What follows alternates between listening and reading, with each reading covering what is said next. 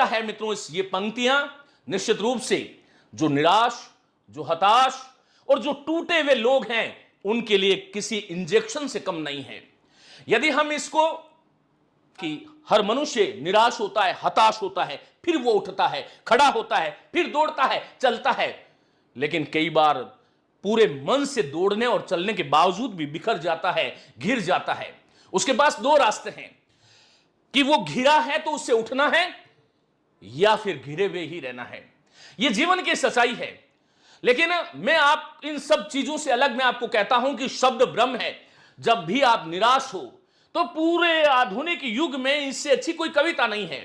यथार्थवादी कविता है जिसको जीवन में हम कह सकते हैं कि प्रत्येक व्यक्ति जो निराश है उसको अवश्य पढ़ना चाहिए। आइए मित्रों, शुरुआत करता हूं, मेरे साथ आप सभी साथी बोलेंगे, उसके बाद में हम हमारे मुख्य विषय पर आएंगे। नर हो न निराश करो मन को, नर हो। आप इसको ऐसे मत पढ़ना, नर हो न निराश करो मन को। गुप्त जी यहां पर कह रहे हैं कि नर हो। अरे नर जो है वो क्या है? श्रेष्ठ है। नृ धातु से बना है, इसका अर्थ है श्रेष्ठ। और इस नर में नारी भी समाहित है। हां, दुर्योधन का दूर और योधन है। ऋषि गुर्जर, एक बार मुझे सुन लो फिर आपके प्रश्न करना। तो नर हो, कहा कि नर में नारी भी समाहित है। ध्यान रखना कि तुम नर हो न निराश करो मन को। जीवन में कोई भी स्थिति आ जाए, कभी अपने आप को निराश मत कीजिएगा। निरंतरता और धैर्य का दामन सदैव आपको पकड़ करके रखते हुए जीवन में आगे प्रसरित होना है। कुछ काम करो, कुछ काम करो, जग में रहकर कुछ नाम करो। सबसे बड़ी बात क्या है? हम हमेशा आपको कहते हैं, वेद का उद्घोष है चरई वेती, चलते रहो चलते रहो चलते रहो। और वही पूरे वेद का उद्घोष को दो पंक्तियों में है, हमेशा कुछ न कुछ काम कीजिएगा। ये बात सही है। मैं आपका बड़ा भाई हूं, मेरी बात सुन लीजिएगा, मान लीजिएगा कि जीवन में एक क्षण भी निरर्थक मत गमाइए। इस संसार में समय से बड़ी किसी की कीमत है ही नहीं, आपके जीवन की भी नहीं है। सबसे बड़ी कीमत यदि कोई है तो वो है समय की। यह जन्म हुआ किस अर्थ अहो, यह केवल द्वितीय श्रेणी, तृतीय श्रेणी, प्रथम श्रेणी, इसके लिए जन्म नहीं हुआ है। मैंने एक जगह कहा है कि जब मैं पैदा हुआ था तब यहां मेरे नहीं लिखा हुआ था कि बधाई हो प्रोफेसर पैदा हुआ है। हम अपने कर्म कैसे हैं, हमारी राह कैसी हैं, हम किस मार्ग के अनुगामी हैं, हमारा जीवन वैसे ही निर्धारित होता है। यह आपको ध्यान रखना है। समझो जिससे यह व्यर्थ न हो, हमारा जीवन व्यर्थ नहीं होना चाहिए। तो मित्रों देखो, मैं आपको कहूंगा कि पाठ्यक्रम के लिए पढ़ना चाहिए, लेकिन शिक्षा को, मेरे हृदय की आवाज है आप तक पहुंच रही होगी, शिक्षा को मन से कि मैं सौभाग्यशाली हूं, मैं सौभाग्यशालिनी हूं कि मुझे जो है अवसर मिला है पढ़ने का, इस दृष्टि से पढ़ो। कुछ तो उपयुक्त करो तन को, कुछ तो उपयुक्त करो, नर हो न निराश करो मन को। फिर कहते हैं संभलो की सुयोग न चला जाए। मित्रों ये सुयोग क्या है? सबसे बड़ी बात है, कुंडली दिखाने कहीं मत जाइए। मैं आप सभी साथियों को कह रहा हूं अभी कि यह आपका सबसे अच्छा पल है। अपने आप को धन्यवाद दे सकते हैं कि हम एक दूसरे के साथ जुड़े हुए हैं, और यही आपके जीवन का श्रेष्ठ पल है जिसमें आप संकल्प लेकर के और जीवन की किसी भी दिशा को तय कर सकते हो।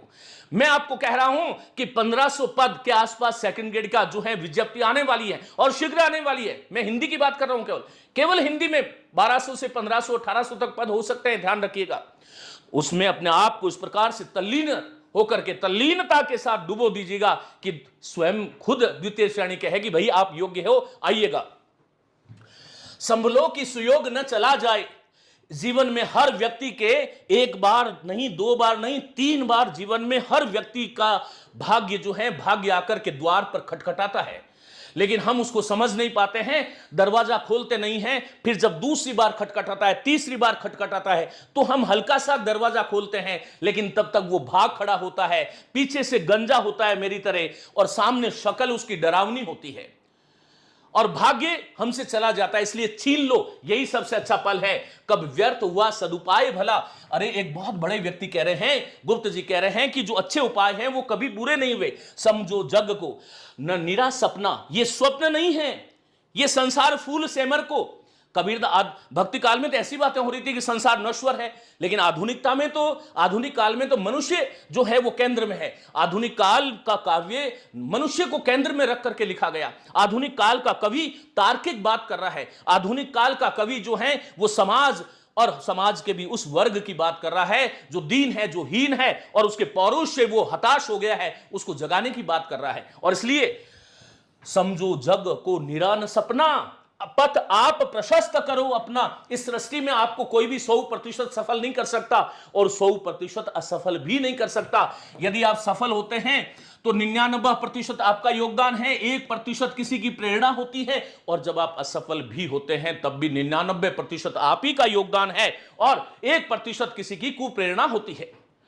अखिलेश्वर है अवलंबन को, पूरा जगत तुम्हारे सामने पड़ा है। और इसलिए कहा ना कि तुलसी जी कहते हैं कि सकल पदार्थ हे जगमाही, कर्महीन नर पावत नाही।